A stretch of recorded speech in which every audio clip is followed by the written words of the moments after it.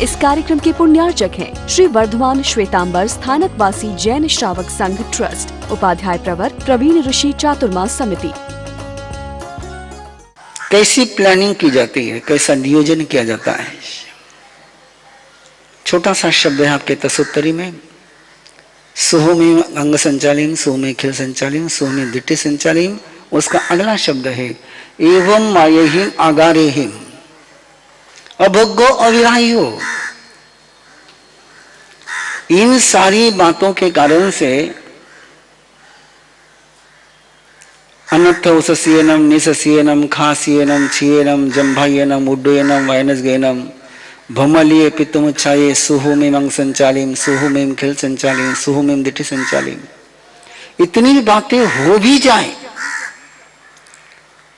तो भी मेरा काया सर्ग इन बातों के कारण से खंडित नहीं होना चाहिए। इतनी बातें हो भी जाए तो मेरे काया सर्ग में विराधना नहीं होनी चाहिए। अभोग्यो अविराही हो, ये दो शब्द अपने जीवन में हर जगह काम में लीजिए आप,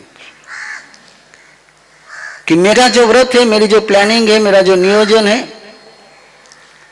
वो की परिस्थिति आ जाए जो मेरे कंट्रोल में नहीं है, मेरे कंट्रोल के बाहर की, जो नेचर की है, जो समय की है, जो परिस्थिति की है, वो सभी आएगी, सभी घटित होगी। लेकिन सारी उनके घटित होने के बावजूद भी मेरा संकल्प डिस्टर्ब नहीं होगा। मेरे सोच में अंतर नहीं आएगा, मेरे नियोजन में अंतर नहीं आएगा, मेरे प्लानिंग में अंतर नहीं आएगा। सारी बातें मेरी साधना को, मेरे प्लानिंग को, मेरी योजना को डिस्टर्ब नहीं करेगी। इनसे परे मेरी योजना चलती रहे। कि जब भी हम काम करते हैं, कुछ बातें अपने हाथ में होती, कुछ बातें अपने हाथ में नहीं होती। खांसी आना नहीं आना अपने हाथ में नहीं, छींक आना नहीं आना अपने हाथ में नहीं है, उबासी आना नहीं आना अपने हाथ में नहीं है। ऐसे अपन जब कोई काम शुरू करते हैं तो सामने वाले ने सहयोग देना कि नहीं देना अपने हाथ में नहीं होता है। परिस्थिति ने सपोर्ट में रहना कि अपोज में रहना अपने हाथ में नहीं होता है। हम जैसे चाहिए वैसे लोग मिलेंगे, नहीं मिलेंगे, कुछ भी हो सकता है, ये नहीं हो। पहले से दिमाग में सोच बना लीजिए, पहले से दिमाग में क्लियर कर लीजिए कि इतनी सारी बातें होगी, उसके बावजूद मैंने जो सोचा है वो मैं करके रहूंगा। इसको ग्रहित पकड़ करके चले, इसको बिल्कुल क्लियर करके चले कि मैंने जो काम हाथ में लिया उसमें बाधाएं आएगी, लेकिन वे बाधाएं मुझे बाधित नहीं करेगी, वे बाधाएं मुझे रोकेगी नहीं, वे अवरोध मुझे रोकेंगे नहीं, मुझे ब्रेक लगाएंगे नहीं, स्पीड ब्रेकर आएंगे, लेकिन उसके कारण से मेरे स्पीड में कोई अंतर नहीं आएगा। ये शब्द देता है आपको अभोग्यो। इसके कारण से मेरी साधना में कहीं भी भग्नता नहीं आएगी, कहीं छिद्र नहीं होगा, कहीं खंडित नहीं होगा। जैसी मैंने प्लानिंग करी है वैसी हर हाल में मैं पूरी करके रहूंगा। पहला शब्द वो है। दूसरा शब्द अविराही हो। कई बार अखंडित हो जाता है, कई बार काम कर जाते हैं लेकिन समाधान नहीं मिल पाता। काम होने के बावजूद एक समाधान की जो अनुभूति होनी चाहिए, एक हैप्पीनेस जो फील होना चाहिए, एक जो खुशी मिलनी चाहिए, वो खुशी नहीं मिलती। और वो खुशी मिलने के लिए यदि खुशी मिलेगी तो अंदर की एनर्जी इंप्रूव होती जाएगी। और काम मैंने किया और मुझे खुशी नहीं मिली तो अगली बार में उस काम को करते समय मेरा अंतर का मन, मेरी शक्ति तैयार नहीं होती है। आप किसी को मिलने के लिए गए, वहां जाने के बाद आपको हैप्पीनेस फील होगा, खुशी महसूस हो गई। दूसरी बात, जब भी जाने का मन होगा आप उल्लास से चलना शुरू करोगे। और पहली बार आप गए, काम तो हो गया आपका, जिस काम के लिए गए तो काम तो हो गया, लेकिन झिकझिक कर करके हुआ। उस काम में आपको आनंद नहीं आया, मजा नहीं आया।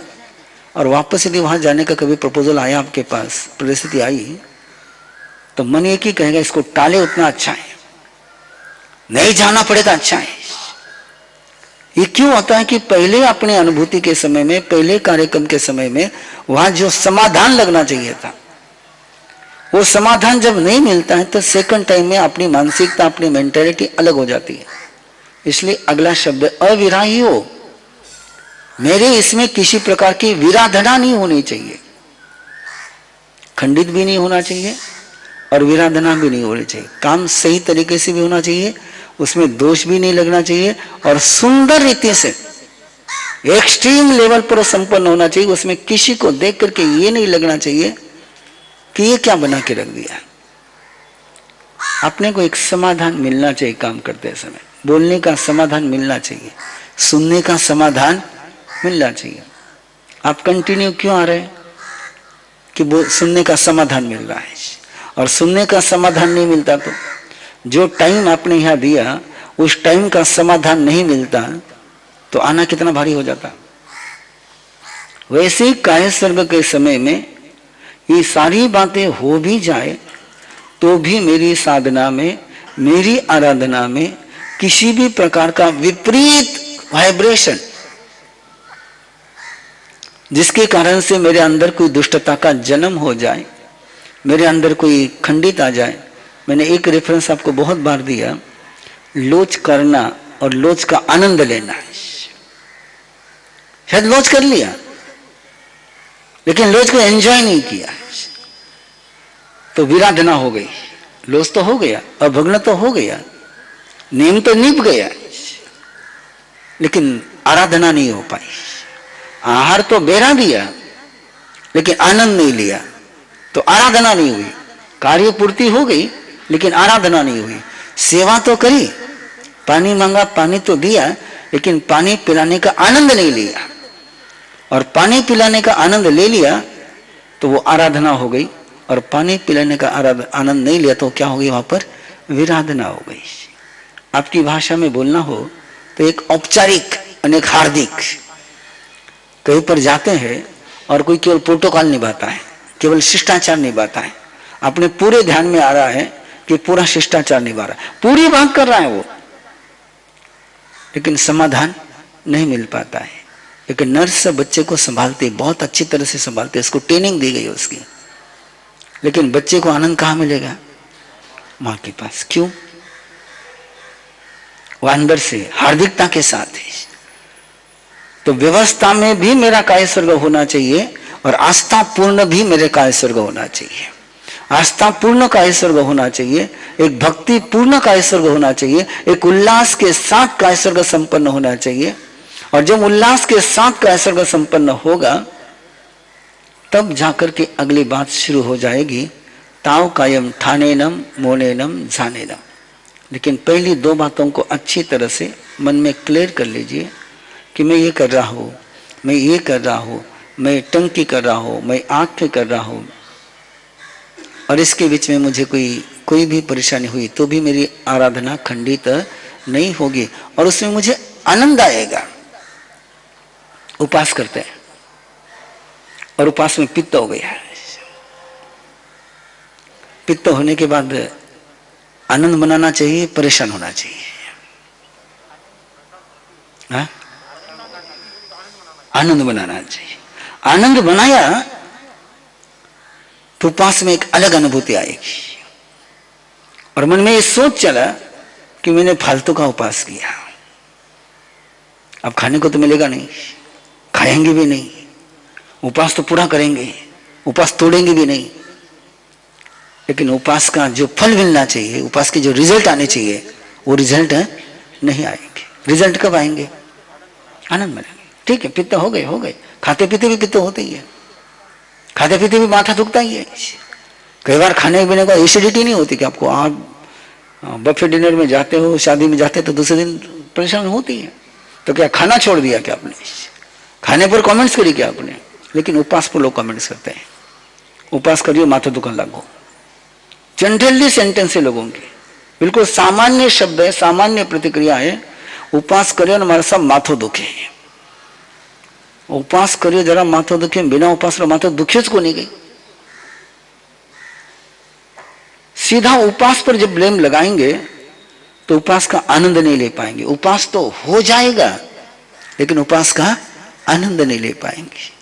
और ये शब्द आपको कहता अविराही हो कि मैंने उपवास का आनंद लेना है, केवल काम पूरा नहीं करना है तो उसका आनंद लेना है। और जब आनंद लेंगे तब शक्ति का जागरण होगा। बहुत पहले अपने ज्ञानोलॉजी इन प्रैक्टिकल लाइफ के क्लास में मैंने बताया था आपको कि जिसमें अपन आनंद लेते हैं वहां अपनी एनर्जी ओपन होती जाती है, सारे ब्लॉकेज निकलते जाते हैं, और जैसे जैसे वहां के ब्लॉकेज निकलते जाते हैं वैसे वैसे काम करने का और आनंद आता है, एक उल्लास के साथ, एक उमंग के साथ।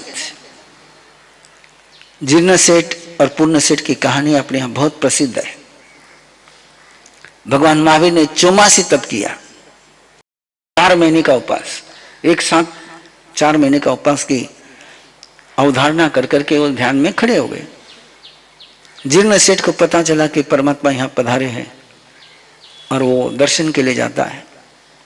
जीर्ण सेठ एक समय में बहुत श्रीमंत था, लेकिन अब उसकी हवेली परिस्थिति बदल गई, और परिस्थिति बदलने के कारण से सारा माहौल बाहर का चेंज हो गया था, और वो चाहता था कि परमात्मा मेरे घर पर आकर के पालना करें। रोज जाकर के विनंती करता, रोज जाकर के प्रार्थना करता, प्रभु पालने के लिए मेरे घर पर पधारना। 120 दिन तक की प्रार्थना। कितने दिन की प्रार्थना? 120 दिन की प्रार्थना। उसको पता नहीं था कि परमात्मा को 4 महीने का तप है। उसे लगा परमात्मा आज पधारेंगे, आज पधारेंगे, आज पधारेंगे। रोज जाकर के विनंती करता, रोज जाकर के विनंती करता, रोज प्रार्थना करता। शबरी ने 120 दिन प्रार्थना नहीं करी। 120 दिन प्रार्थना किसने करी है? जीर्ण सेठ ने करी है। रोज जाकर के उतने ही उल्लास के साथ, उतने ही उमंग के साथ रोज प्रार्थना करता, रोज प्रार्थना करता है, और परमात्मा 121वें दिन पारने के लिए चलते हैं। अब नेचुरली स्वयं के मन में क्या भावना रहेगी कि मैंने 4 महीने विनंती करी है, मैंने 4 महीने प्रार्थना करी, मैंने रोज जाकर के अनुरोध किया है, तो परमात्मा कहां पधारेंगे? मेरे यहां पधारेंगे। और अपने घर पर रह करके परमात्मा के आने की खुशी मना रहा है, आने के पहले आने की खुशी मना रहा है, जम करके खुशी मना रहा है कि परमात्मा पधारेंगे, परमात्मा पधारेंगे, परमात्मा पधारेंगे। मेरी जिंदगी का सर्वोच्च पल आएगा, वो जिस पल का मैं इंतजार कर रहा हूं वो पल मेरी जिंदगी में घटित होगा। आज तक जो सौभाग्य मुझे नहीं मिला है वो मिलेगा, परमात्मा को आहार बिराने का सौभाग्य मिलेगा। इतने मस्ती में, इतने खुशी में, इतने खुशी में, इतने खुशी में, और परमात्मा चलते चलते रास्ते में एक बड़े हवेली के बाहर एक दासी नौकरानी बासी चावल कचरा कुंडी में डालने के लिए जा रही थी, और परमात्मा उस दरवाजे पर जाकर खड़े रह गए। तो पूरन सेठ ने कहा जाती कूड़ा में डालने के, इसको ये दे दे। 4 महीने की तपस्या का पालना है, और सामने वाले ने जैसे ही वो बासी चावल, आप कोई भक्ति है, कोई आस्था है, कुछ नहीं, लेकिन परमात्मा उस आहार को देने वाला प्रेम से नहीं दे रहा है, लेकिन परमात्मा प्रेम से ले रहे हैं, परमात्मा उसको अवभाव से ले रहे हैं।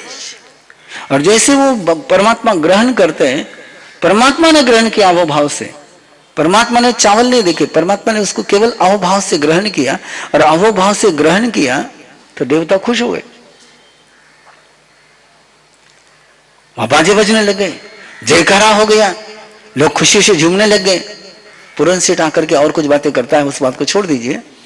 पूरन सेठ कहता कि मैंने तो ये बेरा, मैंने वो बेरा, मैंने वो बेरा, मैंने वो बेराया, लेकिन केवल ही जानते उसने क्या बेराया है। और उधर जीर्ण सेठ के पास खबर पहुंची कि परमात्मा का पारना हो गया है। और जैसे पारना हो गया, कहा छोटा सा अंतर है ना, परमात्मा का पारना महत्वपूर्ण नहीं था उसके लिए, तो परमात्मा का पारना मेरे यहां होना महत्वपूर्ण था। और जैसे उसके लगा परमात्मा का पारना मेरे यहां नहीं हुआ है, तो जो खुशी वो मना रहा था उस पर ब्रेक लग गया है। और उस पर ब्रेक लगाया, आगमकार कहते हैं जिन खुशियों में जीर्ण सेठ झूम रहा था उसमें और थोड़ी देर झूमता, और थोड़ी देर झूमता, तो उन खुशी में झूमते झूमते जीर्ण सेठ को केवल ज्ञान हो जाता है। परमात्मा के पहले केवल ज्ञान किसको हो जाता? जीर्ण सेठ को हो जाता। क्यों? आराधना में डूबा हुआ था, खुशी मना रहा था, और वो खुशी मनाने में उसने छोटा सा सूत्र भूल दिया हो कि ऐसा कुछ भी हुआ तो भी मेरी खुशी में अंतर नहीं आएगा।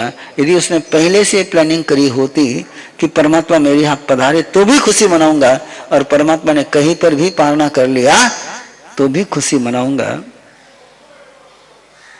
तो विराधना हो पाती, आराधना पूरी हो जाती है। उस खुशी में वो झूम जाता है, और वो खुशी में झूमते झूमते केवल ज्ञान हो जाता है।